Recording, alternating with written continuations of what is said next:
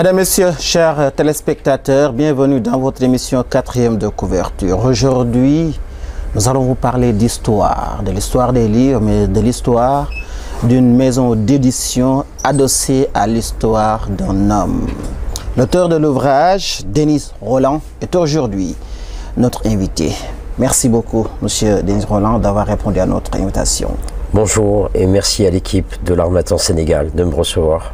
De passage à Dakar, vous avez écrit un ouvrage sur l'histoire de l'Harmattan. Qu'est-ce qui vous a inspiré à écrire sur cette maison d'édition qui est née en 1975? Il y a beaucoup d'éditeurs qui ont des histoires en France. On pense à Gallimard, aux éditions du Seuil ou à Maspero, même Présence africaine évidemment. Et puis l'Harmattan, c'était un peu un objet volant non identifié ou un objet éditorial non identifié. On connaît tous l'Harmattan, on ne connaît pas son histoire. Et cette histoire, elle est vraiment singulière parce qu'elle s'enracine dans les luttes contre les décolonisations, elle s'enracine dans la guerre d'Algérie, elle s'enracine dans le Sénégal de Léopold Sédar Senghor, et elle s'enracine aussi dans une forme de décolonisation religieuse de l'Afrique. Et si vous ajoutez par-dessus cela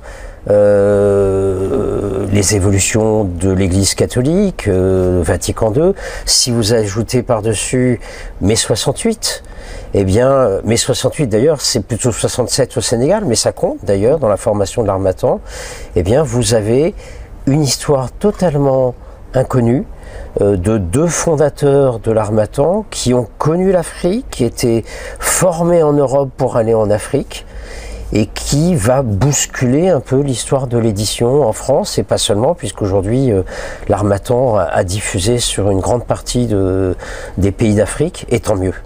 Près de 50 000 livres déjà produits.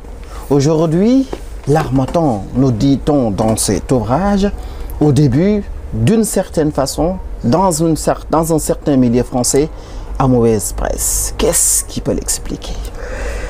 Parce que l'Harmattan a connu des évolutions techniques, celles que vous connaissez aujourd'hui à Dakar, avec ILP en particulier. L'Harmattan a été innovant. Et quand on décide, par exemple, dans les années 80, que on va pas seulement éditer les thèses d'État, ces monuments universitaires qui faisaient parfois 1000 ou 2000 pages des universitaires français, mais c'était 10 ans après le premier doctorat, souvent. Donc vous imaginez, et l'Harmattan, Denis Prien en l'occurrence, décide du jour au lendemain que les thèses de 3e cycle, les thèses qu'on appelle aujourd'hui les thèses tout court, ces thèses de 3e cycle méritent d'être éditées. Et donc il y a violation d'un certain nombre de règles que les autres éditeurs respectent à ce moment-là. Et puis aussi l'Harmattan est un éditeur qui publie à cette époque-là petit à petit, avec un beau réseau militant sur Afrique, Asie et Amérique latine, puis qui s'est emballé, qui a publié de plus en plus et qui est devenu un concurrent. Donc c'est pour ça que certains ont contesté parfois la légitimité de l'Harmattan, puis aussi parce que, et on le voit bien ici, aussi bien pour les livres de l'Harmattan Sénégal que d'autres livres de... j'ai vu l'Harmattan Côte d'Ivoire par exemple ici, mais on publie des ouvrages que beaucoup ne publieraient pas, parce qu'il y a un public un peu restreint, parce que c'est sur un sujet très précis, parfois trop précis pour avoir des bénéfices. Et donc c'est aussi pour ça que l'Harmattan a parfois été, jusqu'à aujourd'hui, contesté. Ne peut-on pas dire qu'aujourd'hui, donc, l'Harmattan a quelque peu participé à la libéralisation de la publication des livres, à la libéralisation de l'édition, d'autant plus qu'à l'époque, comme vous le disiez, écrire un ouvrage, publier un livre, respecter une certaine norme, d'une certaine élite intellectuelle, peut-on dire que l'Harmattan a participé à la libéralisation? Oui, l'Harmattan a bousculé des codes, a bousculé des limites. L'Harmattan est né entre Présence africaine, avec la famille Diop, qui faisait un travail absolument remarquable en France, pour publier les premiers auteurs littéraires, notamment africains, et puis entre Présence africaine et Maspero, les éditions Maspero, alors on les connaît peut-être un peu moins aujourd'hui, mais ça a été vraiment des éditions très engagées, à gauche, dans les combats de décolonisation. Et il y avait une place, en fait, à cette époque-là, dans les années 70, pour un éditeur qui casse les codes, qui édite les Africains, les Européens aussi, et qui publie sur des domaines que les autres n'osaient pas toujours aborder, et avec, c'est vrai, une vraie liberté de parole, une vraie liberté d'opinion. C'est-à-dire qu'il n'y a pas de censure, il n'y a pas de ligne éditoriale idéologique à l'Harmattan. Vous avez un ouvrage, il est intéressant, il est sérieux, il correspond peut-être pas tout à fait à la ligne de tel ou tel éditeur, on va quand même l'éditer parce qu'il mérite d'être connu. Denis Prien, de Rome à Dakar, est-ce que sa formation, ses voyages, pour ne pas dire ses expéditions, n'ont-ils pas participé aujourd'hui à faire de l'Harmattan ce qu'il est, c'est-à-dire cette idéologie-là, cette approche-là qui casse les codes? Est-ce que l'itinéraire même de celui qui a mis en place l'Harmattan Sénégal, l'Harmattan de façon générale, n'a-t-il pas participé à l'éclosion de cette idéologie, de cette approche, de ces codes? C'est absolument évident. On a quand même un religieux, un petit garçon de la campagne du nord de la France qui est pris en main par les circuits catholiques, etc., puis qui se retrouve en formation, en doctorat à Rome. Et il est à Rome, et Rome 1960, si vous voulez, c'est Pasolini, c'est Fellini, c'est une création culturelle intense, et aussi c'est une base des mouvements de décolonisation. Le FLN négocie à Rome, et donc il est pris aussi avec des gens qui sont les avocats de la théologie de la libération en Amérique latine. Il y a plein de mouvements de décolonisation à cette époque-là, la décolonisation de la Rhodésie du Sud, tous les colonies portugaises sont encore des colonies, et donc lui il est pris dans ce tourbillon. Ça c'est la première étape. La deuxième étape, c'est qu'il est nommé en Algérie pendant la guerre d'Algérie. Il n'est pas d'accord avec cette guerre, il n'a pas le choix, et donc il est mis au milieu des guerres de décolonisation. Et ça, c'est un deuxième traumatisme, une deuxième évolution.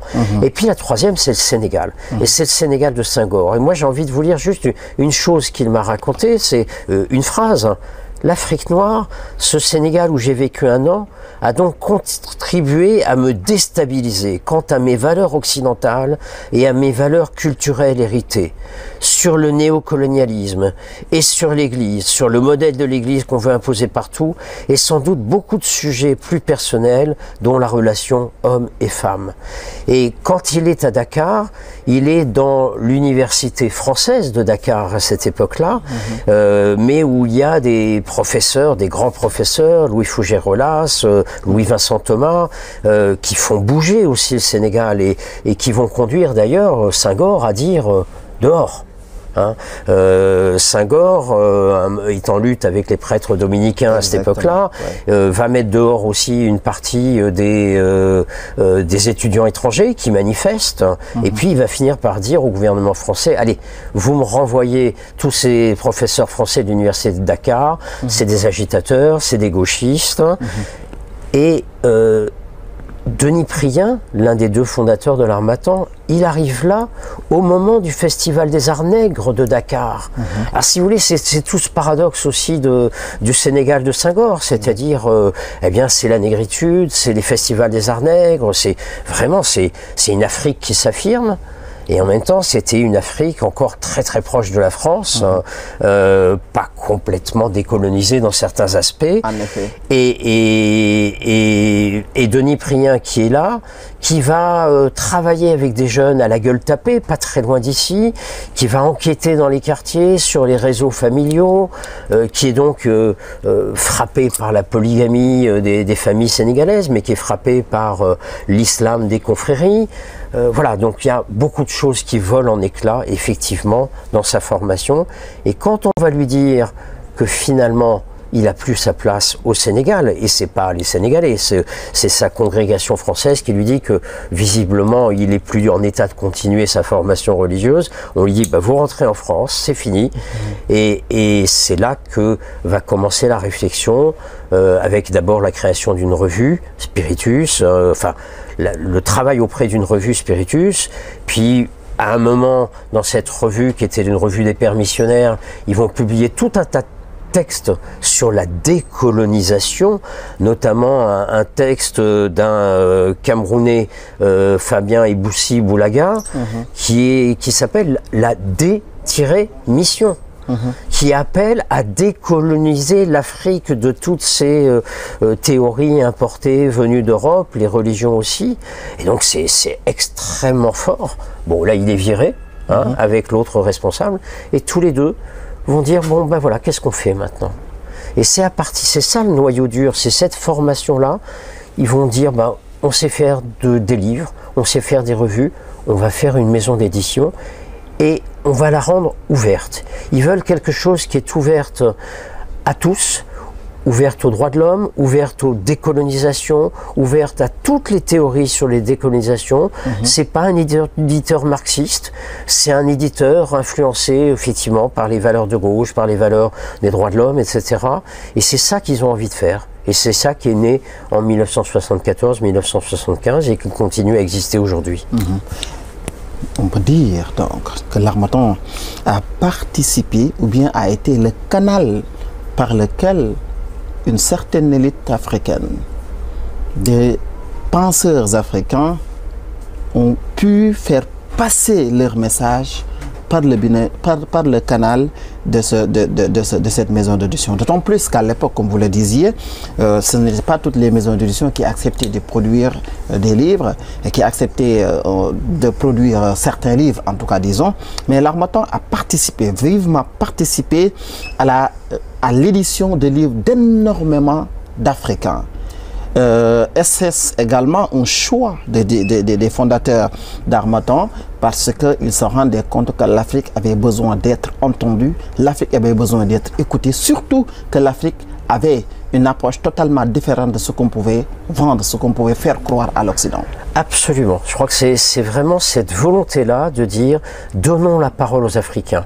On peut écrire sur l'Afrique en Europe, mais il faut d'abord donner la parole aux Africains. Il faut donner la parole aux Latino-Américains. Il faut donner la parole aux Indochinois qui vont devenir les Vietnamiens. C'est-à-dire tous ces peuples colonisés ou qui sont en cours de décolonisation, eh bien, il faut leur donner la parole. Et il faut qu'on puisse, du coup, aussi en Europe, les lire. Et si ces livres retournent en Afrique, très bien. Mais je vais vous donner un autre exemple. Le premier prix Nobel de littérature africain, c'est un anglophone, Wole Soyinka. Eh bien, ce premier prix Nobel de littérature africain, quand il a reçu le prix Nobel, le seul éditeur qui l'avait publié en français, c'était l'Harmattan. C'est absolument incroyable. Mais pourquoi? Eh ben parce que l'Harmattan avait racheté un petit éditeur qui était en crise, qui éditait Wole Soyinka et plein d'autres, Maryse Condé et d'autres, et que finalement, publier un auteur qui était Wole Soyinka, c'était un auteur de théâtre, un dramaturge surtout. Le théâtre africain, c'est dur à vendre, c'est dur à éditer. Bon, ben l'Harmattan, ça ne l'embarrassait pas. Et c'est vraiment ce chemin-là que l'Harmattan a essayé de porter. Et je crois que jusqu'à aujourd'hui, ça comporte, puisque finalement, quand Denis Prien, le fondateur, décide de dire bah, il faut les livres sur l'Afrique, il faut les faire en Afrique, il ne faut pas les faire en France. Le Sénégal s'est développé, même le Burkina, le Mali sont développés, la Côte d'Ivoire, la RDC. Eh bien, il faut créer des structures africaines qui décide du chemin à prendre, de ce que l'on peut éditer. C'est comme ça que l'Harmattan Sénégal est né. Oui.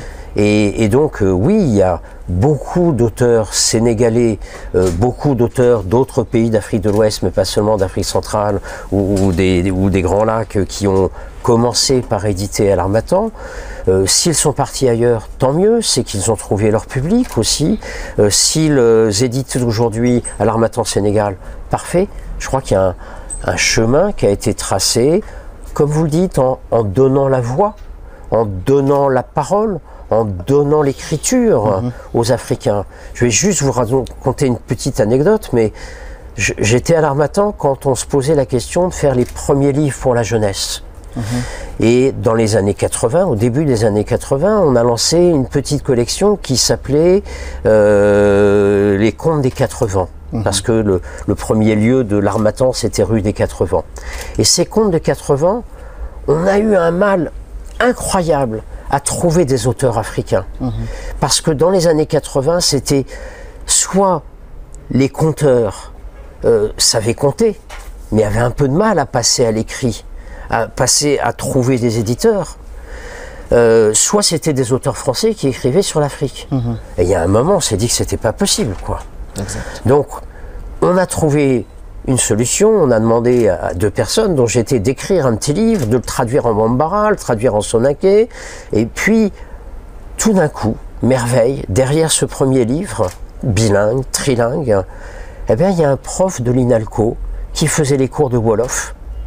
Et ce prof de l'INALCO, il vient en disant, mais finalement, moi aussi, je pourrais faire un livre avec mes étudiants, un petit livre pour la jeunesse. Exact. Et ensuite, eh bien, le troisième livre, c'est un conteur qui nous a contactés, qui nous a dit, ben, moi, je pourrais peut-être faire un livre. Alors, on lui a dit, ben, on va vous aider, on va vous accompagner. Et on a fait des livres. Et vous voyez, c'est l'exemple de la transition. Il faut peut-être au départ que quelqu'un d'autre s'y mette pour tendre la main à quelqu'un de cultivé. Mais c'est évident que dans les années 80, il valait mieux publier une thèse, un essai politique sur l'Afrique qu'un livre pour enfants. Un livre pour enfants, ça apparaissait pas très honorable. Exact. Mais finalement, l'Harmattan a donné la main. Et puis, des gens ont écrit, des gens ont conçu et ont créé. Et maintenant, il n'y a plus d'auteurs, on ne souhaite plus qu'il y ait des auteurs non originaires du pays qui écrivent sur les pays. Si c'est un livre sur le Cameroun, ça doit être un Camerounais pour la jeunesse. Exact. On peut dire aujourd'hui donc que l'Harmattan est la maison d'édition des pays du Sud. J'aurais pas cette prétention. C'est une maison d'édition des pays du Sud parce que Présence africaine continue à travailler. Aujourd'hui, ben, on est à Dakar. Il y a des éditeurs sénégalais qui font remarquablement le travail, mais c'est un lieu de dialogue et de rencontre des pays du Sud. Ça, c'est sûr. Jusqu'à aujourd'hui. Et puis, il y a eu le petit frère de l'Harmattan que on a juste en face de nous, là, ici, dans cette belle librairie de l'Harmattan, qui s'appelle Kartala. Exact. Puisque les deux fondateurs de l'Harmattan, à un moment, ils se sont chamaillés, ça allait plus bien ensemble, c'était difficile. Justement, j'allais venir ici parce qu'en réalité, quand on regarde aujourd'hui Kartala, et aujourd'hui Kartala, celui qui a fondé Kartala, faisait partie des fondateurs de l'Harmattan, lui et Denis Prian. Mais aujourd'hui, Kartala, on a l'impression que Kartala a fait le choix de se cantonner dans un certain style de livre universitaire, scientifique, mais ne veut toujours pas s'ouvrir comme l'a fait Harmattan. N'est-ce pas ce qui a poussé à ce que ces deux hommes-là soient séparés? C'est exactement ça. C'est-à-dire qu'il y a eu un choix stratégique à un moment pour Denis Prian continuer à faire tous les livres qu'il estimait honorables, qui méritaient d'être publiés, quelle que soit leur origine, etc. Publier, élargir l'édition, accueillir de nouveaux auteurs, accueillir de nouveaux Corans.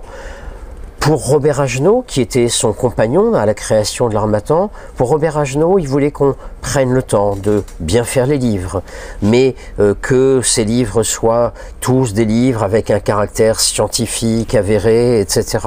Donc c'est deux options différentes. Ça ne veut pas dire qu'à l'Harmattan, on n'a pas fait de livres scientifiques sérieux, lourds, compliqués. Vous en avez à l'entrée qui font 1000 pages, 2000 pages, etc. Mais il y avait la volonté d'ouvrir grand la porte. Et à Kartala, il y a l'idée de faire bien son travail sur un format un peu plus réduit, jusqu'à aujourd'hui. Et nous l'avons constaté, et ne pas s'ouvrir, disons, par rapport à la façon dont l'Harmattan l'a fait, dans l'apport même à l'approche de l'Harmattan. Quand on regarde aujourd'hui la présence, comme vous l'avez dit, de l'Harmattan en Afrique, aujourd'hui au Sénégal, non seulement l'Harmattan y est présente, mais l'Harmattan aujourd'hui, à travers peut-être une entreprise qui est la sienne, est en train également de produire des livres, d'éditer ILP. En 1975, lorsque Denis Préan créait avec son homologue l'Harmattan, est-ce qu'il avait aujourd'hui l'idée que cette maison d'édition pourrait apporter aussi bien dans les milieux occidentaux qu'en milieu africain? D'autant plus que, si je ne me trompe, peut-être vous allez me corriger, le nombre d'ouvrages produits par l'Harmattan et que les auteurs soient eux-mêmes des Africains, n'est-il pas plus volumineux, plus nombreux que ce produit par Harmattan et dont les auteurs aujourd'hui sont des Français ou bien des Européens de façon générale? Alors absolument, hein, l'Afrique c'est notre tête de liste, c'est vraiment notre base éditoriale. C'est un lieu de rencontre où on peut créer des collections. Enfin, il y a 15 jours, on vient de créer une collection d'ethnobotanique africaine. Mais qui peut se permettre de ça? Parce que ethnobotanique, vous voyez, c'est pas un domaine très large. Ouais. Et en même temps, on sait que ce sont des domaines fondamentaux pour l'avenir de l'Afrique. La reconnaissance des savoirs traditionnels, la reconnaissance du fait que on ne peut pas breveter en Europe ou aux États-Unis les produits issus des plantes africaines sans que les Africains participent finalement eux aussi d'une pharmacopée africaine. Et donc, oui, il faut... L'Harmattan a ouvert beaucoup de portes. L'Harmattan continue à ouvrir beaucoup de portes et tant mieux s'il y en a d'autres qui s'ouvrent par d'autres. C'est excellent. Ben, c'est intéressant. Maintenant, est-ce que vous pensez à... Peut-être là, ça va intéresser notre caméraman, notre responsable de communication, à un documentaire. Parce que vous êtes historien, vous l'avez écrit, vous nous avez expliqué le parcours de l'Harmattan, mais un documentaire, une image, a une empreinte qu'il faudrait laisser par l'image, par l'explication, par la narration de ce qu'est l'Harmattan, de son parcours, de ce qu'il a été en partant de France vers l'Afrique. Est-ce que vous y réfléchissez? Est-ce que vous êtes prêts à accompagner, par exemple, les équipes qui sont prêtes à y travailler, à y faire des recherches, à faire un documentaire très sérieux sur l'histoire de l'Harmattan? Moi, je trouve que ce serait absolument fondamental. Il faut qu'on y arrive. Et il faut qu'on arrive à montrer comment un parcours singulier, comme celui du fondateur de l'Harmattan, ouvre des horizons culturels, fait dérailler des choses. Mais vous savez, c'est les grands premiers ethnologues africains ou sur l'Afrique.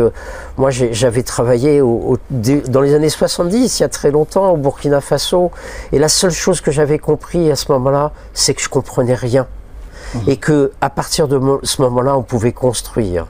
Et donc oui, il faut faire un documentaire sur ce parcours parce que on voit bien que j'étais hier soir avec une journaliste qui est en train de faire un long documentaire radiophonique sur un opposant à Léopold Sédar Senghor qui a fini en prison et qui est mort en prison, sans doute une bavure du ministre de l'Intérieur de l'époque, mais on ne sait pas.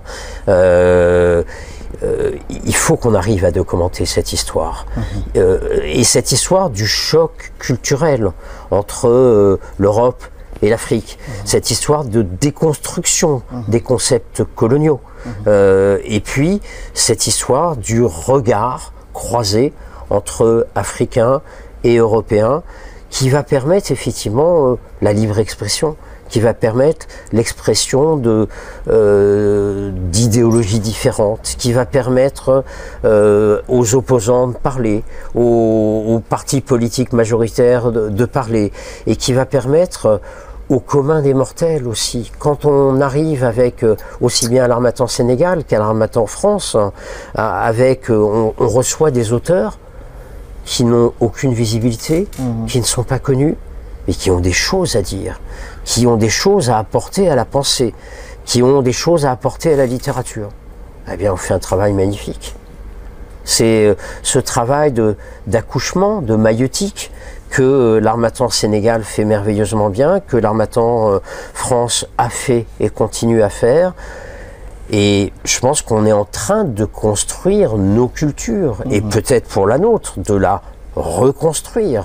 C'est ça qui est intéressant aussi. Mais la participation de l'Harmattan également à l'éclosion de la démocratie. Peut-être là également, parfois on n'en parle souvent pas, mais les hommes politiques, les opposants africains, le plus souvent choisissent, en tout cas acceptent d'être édités par l'Harmattan, ou bien c'est Harmattan même qui accepte de les éditer, parce que ce ne sont pas toutes les maisons d'édition qui acceptent d'éditer ces hommes politiques-là. Ça, c'est la première approche, le premier constat que nous avons fait. L'autre constat également, c'est que la présence de l'Harmattan en Afrique, contrairement à la présence des autres maisons d'édition, l'Harmattan est beaucoup plus présente en Afrique que les autres maisons d'édition, mais surtout la démocratisation de l'espace politique à travers les livres. Parce que les hommes politiques, en tout cas nous l'avons constaté ici au Sénégal, beaucoup d'hommes politiques, de l'opposition surtout, Abdoulaye Wade l'a fait, Macky Sall l'a fait, aujourd'hui Ousmane Sonko l'a fait également.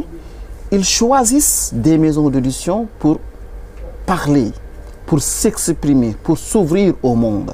Mais souvent, ce n'est pas toutes les maisons d'édition qui acceptent d'écrire qui acceptent de publier les ouvrages des hommes politiques, à fortiori des hommes d'opposition. Le choix de publier sur des livres de ces hommes politiques-là, à risque parfois, parce que nous savons comment ça se passe le plus souvent, qu'est-ce qui les a motivés?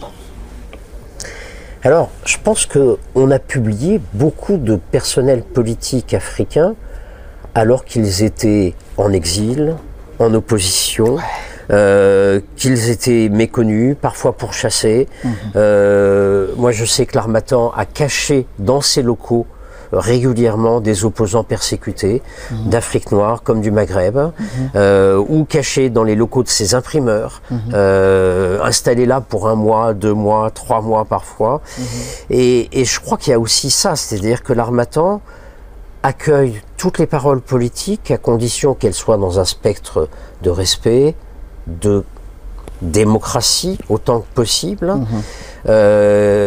Et finalement, quand on a de grands présidents de la République qui ont publié un peu jeunes ou plus jeunes dans l'opposition à l'Harmattan, bah finalement, on est heureux de les accueillir éventuellement après. Mais par contre, on ne veut pas de propagande. C'est-à-dire qu'à l'Harmattan, on fait du livre universitaire, et ce livre universitaire, il ne doit pas être taché par des œuvres de propagande. Donc, bien sûr que les responsables au pouvoir, j'ai vu passer des livres sur Patrice Talon, mais voilà, on sait que tout le spectre politique vient parfois s'exprimer à l'Harmattan, et tant mieux, à condition qu'on respecte quand même un certain nombre de valeurs et qu'on ne fasse pas de la propagande. Si on est là pour faire l'apologie d'une dictature, ou pour faire l'apologie d'un totalitarisme, ou pour faire l'apologie du non-respect des femmes, du non-respect de l'égalité homme-femme, ou de valeurs qui nous posent problème, là on n'y va pas. Les droits de l'homme, ça peut être perçu différemment, ça peut être analysé différemment, mais il reste les droits de l'homme. Et les droits de l'homme, c'est pas une valeur occidentale, c'est une valeur qui s'applique aux hommes. Voilà. Donc voilà, on a des repères qui vont permettre à beaucoup de s'exprimer et à faire vivre aussi ce dont on rêve pour l'Europe comme pour l'Afrique, c'est-à-dire une pensée diversifiée, le multipartisme, la démocratie. Oui, tout ce qui permet d'aider à faire vivre la démocratie et qui est écrit correctement et respectueux mérite d'être édité à l'Harmattan. Après, voyez, j'ai posé des limites, il ne faut pas qu'on les déborde. Exact. Et peut-être ma dernière question, dans les années 70-80, à l'époque, peut-être c'était pas trop facile, c'était pas très difficile, très facile, voilà, c'est le mot, lorsque l'on regarde la culture africaine, dans bien des égards, dans bien des domaines, peut-être totalement différente de la culture occidentale, une maison d'édition occidentale, disons, Harmattan, qui est née en France, qui accepte de publier des livres, peut-être qui peuvent choquer la culture française. N'y avait-il pas de problème à l'époque, lorsque vous éditiez des livres culturels africains? Bien sûr que si, il y a des soucis. l'Harmattan était sous surveillance des services de renseignement, mais pas seulement français. À de nombreuses fois, on ne va pas citer le pays, mais un pays du Maghreb, les services d'un pays du Maghreb sont rentrés dans l'Harmattan, ont cassé les fenêtres, ont essayé de trouver des fichiers d'opposants. Parce qu'effectivement, quand, par exemple, l'Harmattan défend non pas l'idée absolue de l'autonomie, de l'indépendance du Sahara occidental, mais il y a une population qui est en difficulté. Bon. L'Harmattan se greffe sur ce débat-là. Quand l'Harmattan naît à l'époque de la fin de la Rhodésie, cette épouvantable dictature, eh bien l'Harmattan était investi dans la Rhodésie. Donc effectivement, c'est compliqué parfois. Quand on fait un livre sur l'Ubuntu pour faire un peu un tour d'Afrique et sa mise en œuvre en Tanzanie, au Mozambique, etc., ça intéresse qui? Ça intéresse personne. Et en plus, c'est difficile parce que on apparaît comme parfois les relais d'idées qui, à cette époque-là, sont farfelus, apparaissent comme farfelus. C'est loin d'être farfelu, l'Ubuntu. Mais oui, on s'est créé des ennemis, mais finalement, on avait des ennemis partout et des amis partout. C'est un peu comme ça que les choses fonctionnent. Et donc, que certains livres n'aient eu aucun écho en France, ou au contraire aient eu des échos violents, parce que on publiait des propos qui n'étaient pas acceptables en France, parfois sur la décolonisation, c'est évident, même il y a des questions religieuses, philosophiques, qui dérangent quand elles sont produites en France, en Afrique, et qu'elles sont exposées en France. Et donc moi je pense que il faut les faire quand même. Il faut que toutes les cultures puissent s'exprimer. Et puis, de temps en temps, on n'a jamais eu une vitrine cassée. L'Harmattan France n'a jamais eu une vitrine cassée. Ça veut dire en même temps qu'il y a quand même une forme de respect de ce qui a été fait. Et même si parfois un président en exercice, franchement, voudrait bien que l'Harmattan arrête de publier ses opposants. On voit bien que il a aussi parfois la reconnaissance lui-même d'avoir été publié ou d'avoir ces réseaux qu'on publié là. Donc non, moi je pense que vous savez, l'Harmattan, c'est ça un peu la conséquence d'avoir été créé par deux prêtres. C'est des gens qui n'ont pas cherché à faire de profit. Ce sont des gens qui ne se sont pas enrichis et qui avaient comme objectif économique de dire si un livre ne se vend pas, n'a pas de public, mais qu'il était important de le faire, on l'a fait. On a perdu de l'argent, il faut juste que le deuxième livre derrière nous permette d'en récupérer pour qu'on puisse continuer à publier. Et je crois que c'est un peu ça la philosophie de l'Harmattan, c'est de se dire, c'est finalement quand même un éditeur qui très longtemps n'a pas cherché le profit. Et qui, ne cherchant pas du tout le profit, a cherché à publier tout le monde, et en se disant, sur un an, il faut qu'on soit rentable, c'est tout. Il ne faut pas qu'on perde d'argent. Et du coup, vous venez, vous êtes inconnu, vous êtes d'un pays d'Afrique qui ne compte pas pour beaucoup en France ou ailleurs, c'est pas grave. On vous édite, parce que votre texte est intéressant, parce que votre texte mérite d'être publié. Si jamais ça marche, je vais vous donner un dernier exemple, mais on ne va pas citer le nom d'auteur, mais c'est une auteure de l'Harmattan, jeune étudiante au lycée Louis-le-Grand ou Henri IV, qui est venue faire son premier roman à l'Harmattan. Bon, elle n'était pas connue, mais ce texte nous a plu. C'était le texte d'une jeune auteuse ou autrice sénégalaise. On l'a publié. Bon. Alors effectivement, après, il y a eu cette histoire de fugue, de disparition inquiétante, tout le monde s'est mis à la recherche, et puis elle a fait un deuxième livre qui est parti ailleurs. Mais quel bonheur d'avoir fait le premier livre de cette autrice-là. Deuxième exemple, vous connaissez, alors voilà, j'ai un petit trou, mais